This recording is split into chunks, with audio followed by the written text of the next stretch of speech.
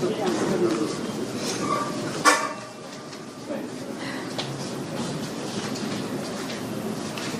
এইভাবে মায়ের কোল খালি হোক এটা আমি চাই না, কারণ আমি তো বাবা মা সব হারিয়েছি। আমি তো জানি হারাবার ব্যথা কত কষ্ট, কিন্তু সেই কষ্ট বুকে নিয়েই তো ফিরে আসছি এদেশের মানুষের জন্য।